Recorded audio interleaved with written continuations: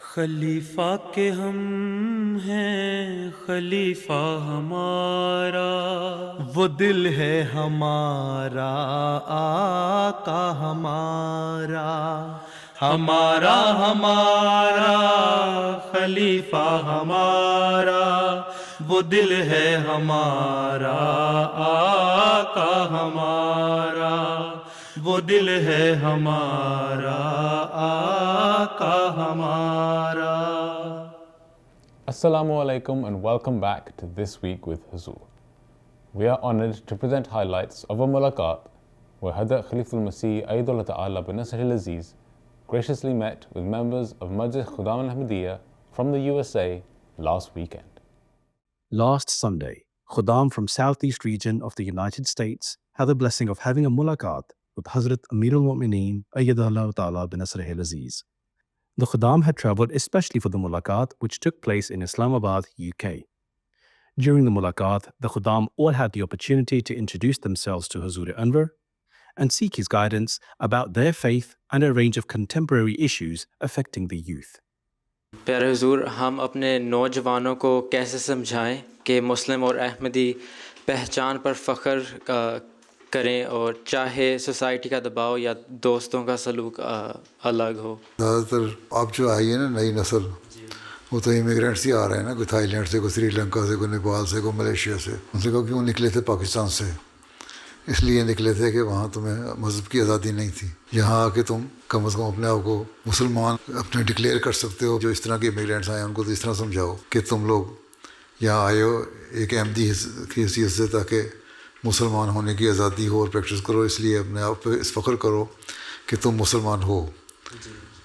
جو دوسرے ہیں یہاں پیدا ہوئے ان کو کہو کہ اسلام وہ مذہب ہے جو اللہ تعالیٰ نے کہا ہے آخری مذہب، شریعت بڑا کمپریہنسو، ہر چیز اس میں موجود ہے، اس لیے کسی قسم کے کمپلیکس کی ضرورت نہیں۔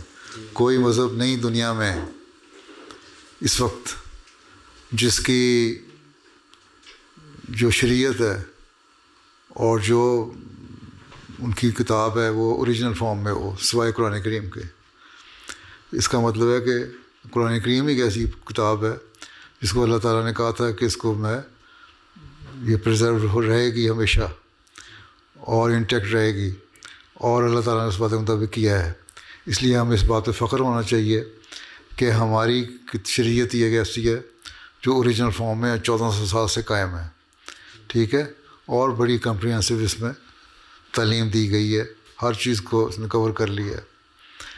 اس پہ ہمیں کسی قسم کا کمپلیکس نہیں ہونا چاہیے۔ دنیا دار سمجھتا ہے کہ ہم نے دنیا کما لی اور دنیا کے پیچھے چل کے بعض دفعہ کمپلیکس میں لوگ آ جاتے ہیں، لیکن اسلام کی تعلیم ایسی ہے جس نے ہر قسم کی تعلیم دی ہے، دین کی بھی تعلیم دی، دنیا کی تعلیم دی، سائنس کی بھی تعلیم دے دی قرآن شریف میں، بزنس کی بھی تعلیم دے دی، اور جو خدمت انسانیت کی وہ بھی تعلیم دے دی۔ تو اتنی کمپریہنسو تعلیم ہے کہ جس کا کوئی اور مقابلہ ہی نہیں کر سکتا۔ قرآن شریف میں اللہ تعالیٰ نے کہہ دیا کہ لوگ سوال کرتے ہیں لوگ کہ کیسی کتاب ہے جس نے ہر چیز کو کور کر لیا ہے۔ تو ایسی کتاب کو ماننے والے جو ہوں ان کو کسی کمپلیکس کی ضرورت کیا ہے؟ اس لیے ضروری ہے کہ ہم اللہ کا شکر کریں کہ ہم مسلمان ہیں اور احمدی مسلمان ہیں۔ اس زمانے میں جو اللہ تعالیٰ نے وعدہ کیا تھا مسیح موعود کو بھیجنے کا، اس کو ہم نے مان لیا۔ اس لیے ہمیں کسی قسم کے کمپلیکس کی ضرورت نہیں، بلکہ ہم نے دنیا کو اپنے پیچھے چلانا ہے، ہم نے گائیڈ بننا ہے اور دنیا کو اپنے پیچھے چلانے والا بنانا ہے۔ اس لیے اس کمپلیکس کو چھوڑو۔ تو اس طرح مختلف سچویشن میں دیکھو کس قسم کا اس کا سوال اٹھتے ہیں تو ان کو جواب دو، ان کو ٹیکل کرو، مربیان سے پوچھو، نہیں ان کو سمجھ آتی جہاں مجھے پوچھو۔ ٹھیک، جزاک اللہ جی۔ السلام علیکم. What carries more weight on the day of judgment, our good deeds or our faith? See, both are very important. Allah Ta'ala says that whatever you believe, you practice on it. If you say, I'm a Muslim, and if you are not offering 5 daily prayers, then you are not following the instructions and commandment of Allah Ta'ala. Because Allah Ta'ala says that I have created jinn or human being, whether they are well-off, affluent people or ordinary, normal people, all of them have been created by Allah Ta'ala to obey His commandments and worship Him. So it is also very important to worship Allah Ta'ala. And at the same time, Allah Ta'ala says that your prayers will not be accepted if you are not discharging your duties towards your fellow beings, and you are not giving due rights to your fellow beings. So that is also very important.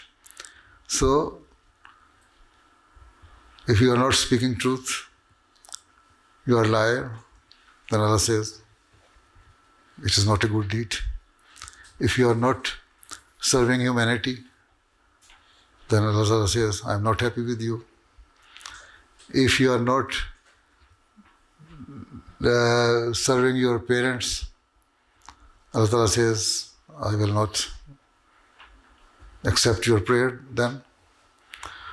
And if you are not dealing with your fellow beings properly and living with them amicably, then Allah Ta'ala says, oh, I will not accept your prayer even.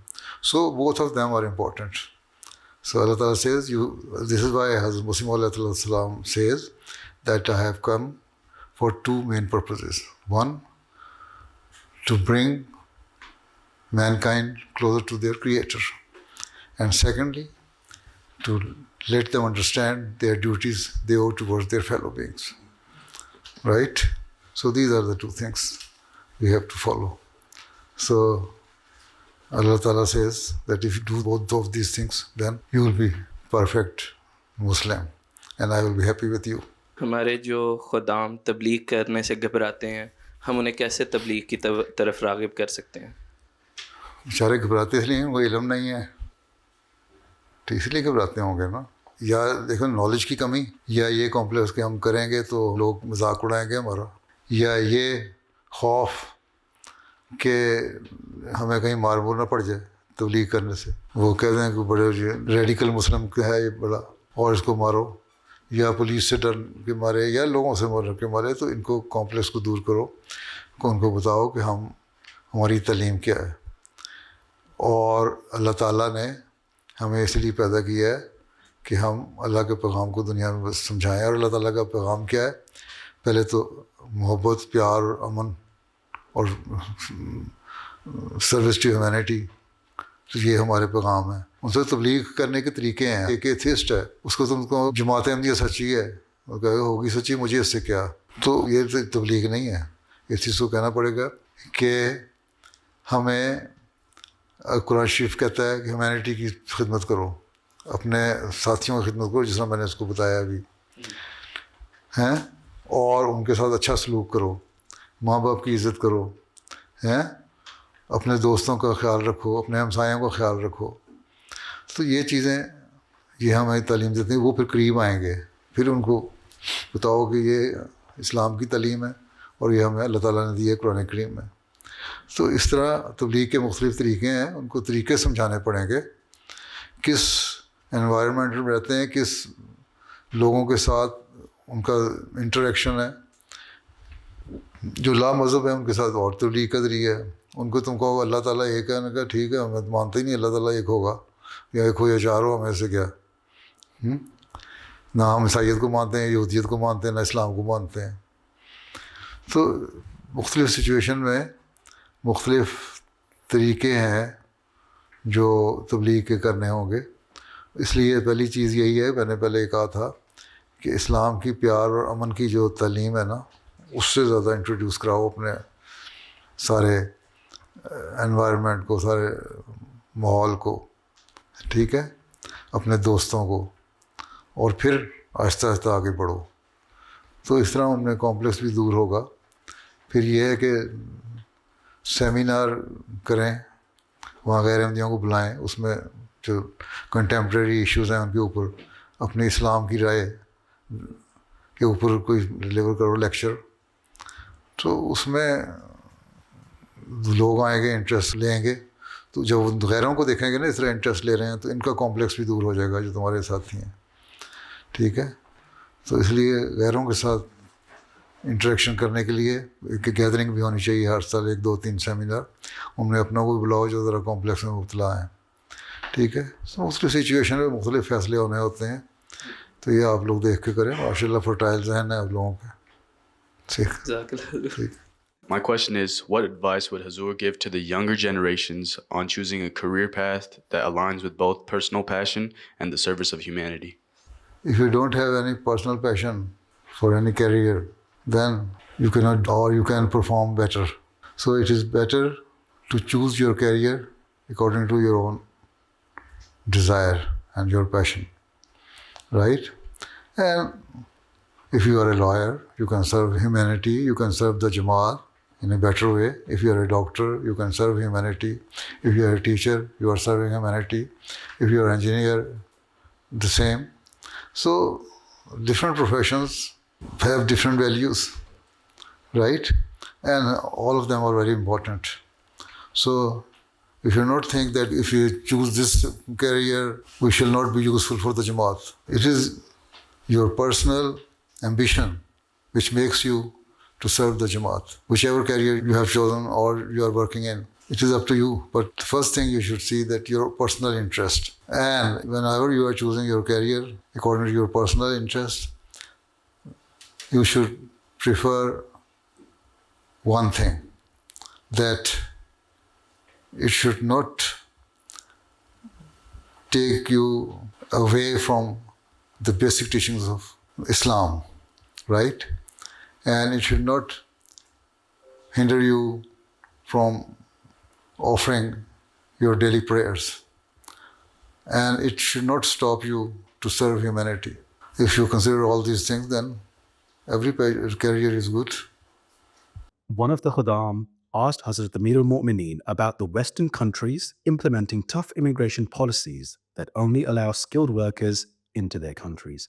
He also mentioned that there are large businesses that have a large influence over the economy and politics. پہلی چیز تو یہ ہے کہ ہمیں اگر پڑھے لکھے ہوں لوگ, چاہے وہ انڈین ہے یا پاکستانی ہے یا کوئی بھی ہے, امیگرینٹس جو ہیں, if they are well educated, then they will be absorbed in that environment. And even government officials will accept you. میں تو بڑے عرصے سے کہہ رہا ہوں کہ مسلمانوں کو بھی, احمدیوں کو بھی بزنس میں آنا چاہیے اور اپنے بزنس کو بڑھانا چاہیے. مسلمانوں کو بھی چاہیے. ہمارے ایشیاں کرتے ہیں سارے آئل منی والے ملک, مڈل ایسٹ ہے یا یہ سارے جتنے آئل پروڈیوسنگ کنٹریز ہیں, تو یہ اپنے جا کے عیاشیاں کر کے کسینوں میں الٹا کے آ جاتے ہیں امریکہ میں, بجائے اس کے کہ انویسٹمنٹ کر کے ساری اکانومی پہ قبضہ کریں اور پھر امریکہ سے مانگتے ہیں. وہ لوگ اپنی قوم کو دیکھتے ہیں, ہم لوگ اپنے ذاتی چیسٹ کو دیکھتے ہیں کتنا ہمارا بینک بیلنس ہو گیا. تو یہ بدقسمتی ہے ہماری, unfortunately this is what is happening. تو اس لیے پہلی بات تو یہی ہے کہ بزنس میں آئیں. باقی آج کل جو حالات ہیں وہ تو یہی ہیں. اس کے لیے اپنے آپ کو تیار کرو. میں کیا بتا سکتا ہوں کہ کیا کرنا ہے, میں تو بڑے عرصے سے بتا رہا ہوں کہ محنت کریں, اور ہمارے لوگوں کو پڑھ لکھ کے اسکل ایسی آنی چاہیے کہ جس کو ضرورت ہو, ریکوائرمنٹ ہے وہاں کی. اچھے سائنٹسٹ ہوں. ہمارے کتنے ہیں, ابھی تک تو نوبل پرائز بھی کسی کو نہیں ملتا, ہمارے مشکل سے ملتا ہے. اچھے سائنٹسٹ, ٹاپ کے سائنٹسٹ کوئی نہیں ہے. جتنے جرنل میگزین ریسرچ کے چھپتے ہیں امریکہ میں, ان میں سے ایک آدھا کہیں سے مسلمان کا مسلم ہوتا ہے, نہیں تو اکثر دوسروں کے ہوتے ہیں. تو کیوں نہیں ہم آگے آتے؟ تو should consider it, have to focus on it, کہ ہم نے اپنی ایجوکیشنل لیول بڑھانا ہے, اپنی اسکل بڑھانی ہے. تو اگر کھا پی گئے مسلمان, ہمارے احمدیوں کے پاس تو کچھ نہیں, لیکن آئل پروڈیوسنگ کنٹری کے پاس تو بہت کچھ ہے نا, وہ کھا پی رہے ہیں. جہاں مسلمانوں کو ہوش ہی نہیں آتی تو کیا کریں ہم. ٹھیک ہے, جزاک اللہ. میری یہ سوال ہے درود پہ اور درود شریف پہ. ہم حضرت محمد صلی اللہ علیہ وسلم کے لوگ اور حضرت ابراہیم کے لوگ کہ تھوڑا سا ڈفرینس کرتا ہے. جیسے یہ حضرت ابراہیم کے برکت ہمارے لوگ کے اوپر بھی کرتا ہو. میری یہ کویشچن تھا, یہ کیوں کرتا ہے ایسا؟ حضرت ابراہیم علیہ السلام ابو الانبیاء کہلاتے ہیں, فادر آف دا پروفٹس. ٹھیک ہے, کس لیے کہ ان کی نسل میں سے حضرت اسحاق اور حضرت اسماعیل پیدا ہوئے. حضرت اسحاق کی نسل میں سے بہت سارے پروفٹ آئے. اس کے بعد حضرت اسماعیل کی نسل میں سے حضرت صلی اللہ علیہ وسلم آئے. دا کلائمیکس جو تھی اس کی جو ہائٹ آف بلیسنگ تھی جو اللہ تعالیٰ کی ان پہ حضرت ابراہیم پہ وہ تھی جب انہوں نے دعا کر رہے تھے, کعبہ کی بنیادیں اٹھا رہے تھے کہ اس نسل میں سے ایسا پیدا کر جس کو شریعت کامل ہو. اور اللہ تعالیٰ نے دعا قبول کی. اللہ تعالیٰ نے حضرت اسماعیل کی نسل میں سے حضرت صلی اللہ علیہ وسلم کو پیدا کیا. تو وہ جو زیادہ سے زیادہ ایک فائدہ ہو سکتا تھا کسی بھی چیز کا, اور جو کلائمیکس تھی کسی بھی چیز کی, وہ تو حضرت صلی اللہ علیہ وسلم کی ذات میں آ کے ختم ہو گئی. ٹھیک ہے, اس لیے ہم دعا کرتے ہیں اس طرح ابراہیم علیہ السلام کو اللہ تعالیٰ نے اس مقام تک پہنچایا کہ اس کی انتہا حضرت صلی اللہ علیہ وسلم کی صورت میں ظاہر ہوئی. اسی طرح حضرت صلی اللہ علیہ وسلم کو اس مقام تک پہنچا کہ یہ جو اللہ تعالیٰ نے فضل فرمایا ہے حضرت صلی اللہ علیہ وسلم پہ کہ آخری نبی, آخری شرعی نبی بنایا ہے, اس کا ساری دنیا میں اس کا فائدہ ہو. حضرت ابراہیم کے علیہ السلام کے جو پہلے نبی آتے رہے وہ مختلف قوموں میں آتے رہے, چھوٹی قوموں کے لیے, لیکن حضرت صلی اللہ علیہ وسلم کو پوری دنیا کے لیے بھیجا. لیکن پوری دنیا نے قبول نہیں کیا ابھی اسلام کو. اس لیے ہم یہ دعا کرتے ہیں, درود بھیجتے ہیں کہ جس طرح جو فضل اللہ تعالیٰ نے ان پہ کیا وہی فضل وہی بلیسنگ ہم حضرت صلی اللہ علیہ وسلم پہ کر کہ حضرت صلی اللہ علیہ وسلم کا دین جو ہے ساری دنیا میں پھیل جائے. لیکن اس کا مطلب یہ نہیں ہے کہ حضرت ابراہیم علیہ السلام کا مقام بڑھ گیا, مقام حضرت صلی اللہ علیہ وسلم کا ہی زیادہ ہے باوجود اس کے نسل. اس کی مثال اس طرح ہی ہے, فروٹ ٹریز ہیں, اورنج فروٹ ہیں, اس میں میکسیمم بعض دفعہ 1500 فروٹس لگ جاتے ہیں ایک ٹری پہ. اسی طرح ایک مینگو ٹری ہے, اس پہ تھاؤزنڈس آف فروٹس لگ جاتے ہیں ایک ٹری پہ. تو وہ مثال اس کی یہ ہے کہ جس طرح ابراہیم علیہ السلام کے درخت کو اتنا میکسیمم کیا کہ اس کے جو میکسیمم پوٹینشیل تھا پھل لگانے کا وہ اس کو لگ گیا. ٹھیک ہے, حضرت صلی اللہ علیہ وسلم کے درخت کو بھی اتنا بڑھا کہ اس کا جو میکسیمم پوٹینشیل ہے, اور اللہ نوز کہ واٹ از دیٹ پوٹینشیل, کیونکہ اللہ تعالیٰ کہتا ہے ساری دنیا پہ اسلام غالب آئے گا اور ساری دنیا کے لیے حضرت صلی اللہ علیہ وسلم کو بھیجا ہے, باقی کسی نبی کو نہیں بھیجا. تو وہ جو پھل ہے وہ جو میکسیمم اس کی جو پوٹینشیل ہے اس تک وہ پہنچ سکے, یہ مراد ہے. اس کی مثال اس لیے دی کہ اس وقت دنیا میں نبیوں کی جو ہسٹری ہے اس میں حضرت ابراہیم علیہ السلام ہی ایسے ہیں جن کے نسل میں سے نبی پیدا ہوئے, اور سب سے بڑھ کے حضرت صلی اللہ علیہ وسلم پیدا ہوئے. اور حضرت صلی اللہ علیہ وسلم پیدا ہونے کے بعد ابراہیم علیہ السلام کا جو میکسیمم جو ایک رکھا ہوا تھا الٹیمیٹ پرپس تھا وہ تو پورا ہو گیا ان کی دعا کا. ٹھیک ہے, لیکن حضرت صلی اللہ علیہ وسلم کو اللہ تعالیٰ نے کہا تم پوری دنیا کے لیے بنا کے بھیجا تھا, اور وہ اس وقت تک پورا نہیں ہوگا جب تک ساری دنیا حضرت صلی اللہ علیہ وسلم کو ماننے نہ لگ جائے, یا اس میں سے جو میکسیمم پاپولیشن وہ ماننے نہ لگ جائے.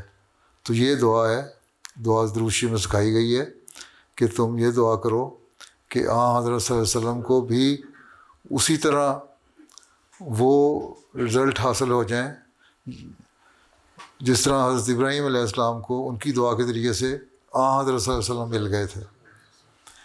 اب اللہ تعالیٰ نے پیدا تو کر دیا ان کی نسل میں سے وہ نبی جو ساری دنیا کے لیے پروفٹ ہے, لیکن اب اس کے کام ابھی پھیلنے والے ہیں.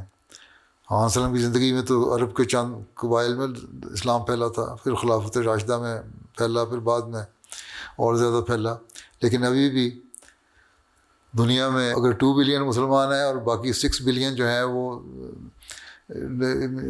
سو کالڈ عیسائی اور ایتھسٹ اور دوسرے لوگوں ہیں.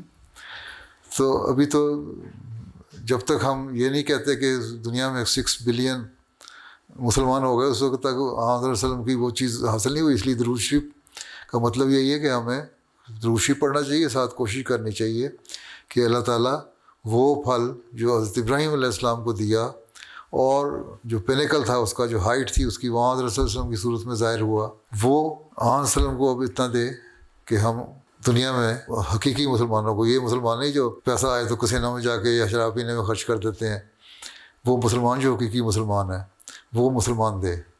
اگر اس طرح آپ درود پڑھتے ہوئے درود پڑھیں گے نا، اللہم صلی علی محمد و علی آل محمد، کہ حضرت صلی اللہ علیہ وسلم پر اتنا فضل فرما جو بہت زیادہ فضل ہے. صلی کیا ہے؟ صلی کا مطلب ہے دعا کرنا. اللہ تعالیٰ دعا تو نہیں کرتا نا، اللہ تعالیٰ وہ کہتے ہیں کہ جو تو اپنا اتنا فضل کر کہ جو ساری تیری سسٹم ہے دنیا کا، کائنات، اس کو حضرت صلی اللہ علیہ وسلم کی خدمت میں لگا دے اور ان کے دلوں میں یہ پیدا کر دے کہ حضرت صلی اللہ علیہ وسلم کا مقام بہت اونچا ہے. جس طرح تو نے ابراہیم کے زمانے میں ان کی نسل میں سے نبی پیدا کر کے لوگوں کے دلوں میں ابراہیم کا ایک تقدس پیدا کیا، ایک مقام پیدا کیا، ایک سٹیٹس پیدا کیا.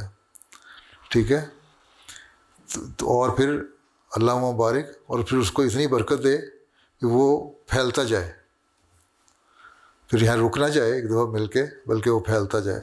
اور اگر اس طرح انسان درود پڑھے اور دعا کرے تو وہ دعا جو ہے وہ پھر ایسی ہے کہ مسلمان، حقیقی مسلمان کو آرام سے نہیں بیٹھنے دے گی. وہ کوشش کرے گا کہ میں ان دعا کے ساتھ کوشش بھی کروں کہ لوگوں کو بھی آن وسلم کے سائے کے نیچے لے کے آؤں. My question is, in the last episode of This Week with Hazur, Hazur mentioned that the ultimate destiny, the ultimate objective for Ahmadi men and for women is to spread and teach the message of Ahmadiyat. How should we prepare ourselves to complete this journey? Do you offer 5 daily prayers? Ji. Yes. Then pray in your prayers that Allah Ta'ala help you to attain this target or objective, and read Holy Quran and know the meaning of it, the translation of it, and the commentary of it, and try to practice on all the commandments and injunctions given in the Holy Quran. Right? Then, if you are a practicing Muslim and practicing on all the commandments and injunctions given in the Holy Quran by Allah Ta'ala, and following the Sunnah of the Holy Prophet Sallallahu Alaihi Wasallam, then you will be a perfect Muslim. And if you are a perfect Muslim and praying at the same time, Allah Ta'ala will help you. ٹھیک ہے، تو this will also help you to spread the message of Islam and Ahmadiyat. Ahmadiyat, message of Ahmadiyat is what? Message of Islam, the true Islam. So this is how you can spread the message of Islam. So you should know, first, you should have a personal contact with Allah Ta'ala. Never leave any prayer. All 5 daily prayers are obligatory, and offer them with full concentration. And then read the Holy Quran and know the commandments and injunctions given in the Holy Quran, so that you can practice on it and spread that message to others. ٹھیک ہے، اسی طرح ہوگا، اس کے علاوہ اور کوئی راستہ نہیں. And that is all. As the mulaqat concluded, the Khuddam had the opportunity of having a photo with Hazur Anwar. The Khuddam also received the gift of pens from Hazrat Amir al-Mu'mineen. Those were highlights from a mulaqat that took place last weekend. We now end with our final segment, the Friday Sermon Summary. In today's Friday sermon, Hazur, may Allah be his helper, spoke regarding the expedition to Banu Fazara. Hazur, may Allah be his helper, explained comprehensively how the narration of the killing of Ummi Girfa was false and against Islamic teachings. عقلی طریق پر تو یہ جاننا چاہیے کہ ایک عورت کو جس پر قتل کا الزام نہیں ہے، قید کر کے ٹھنڈے لمحات میں قتل کرنا، اور پھر قتل بھی اس طریق پر کرنا جو اس روایت میں بیان کیا گیا ہے، یہ تو ایک بہت دور کی بات ہے. اسلام تو عین جنگ کے میدان میں بھی عورت کے قتل کو سختی کے ساتھ روکتا ہے. اس بارے میں حضرت صلی اللہ علیہ وسلم نے متعدد مرتبہ واضح فرمایا کہ عورتیں ان کو قتل نہیں کرنا. چنانچہ حدیث میں آتا ہے کہ ایک موقع پر میدان جنگ میں کسی دشمن قبیلے کی ایک عورت مقتول پائی گئی، تو باوجود اس کے کہ یہ معلوم نہیں تھا کہ یہ عورت کن حالات میں اور کس کے ہاتھ سے قتل ہوئی ہے، آپ صلی اللہ علیہ وسلم اسے دیکھ کر بہت ناراض ہوئے اور صحابہ سے یہ تاکیداً فرمایا کہ ایسا کام آئندہ نہیں ہونا چاہیے، کسی عورت کو قتل نہیں کرنا. اسی طرح جب کبھی حضرت صلی اللہ علیہ وسلم کوئی دستہ روانہ فرماتے تھے تو من جملہ اور نصیحتوں کے صحابہ سے ایک نصیحت یہ بھی فرماتے تھے کہ کسی عورت اور بچے کو قتل نہ کرنا. ان اصولی ہدایات کے ہوتے ہوئے صحابہ کے متعلق اور صحابہ میں سے بھی زید بن حارثہ کے متعلق جو گویا حضرت صلی اللہ علیہ وسلم کے گھر کے آدمی تھے، یہ خیال کرنا کہ انہوں نے کسی عورت کو اس طریق پر قتل کیا یا کروایا تھا جو ابن سعد نے بیان کیا ہے، ہرگز قابل قبول نہیں ہو سکتا.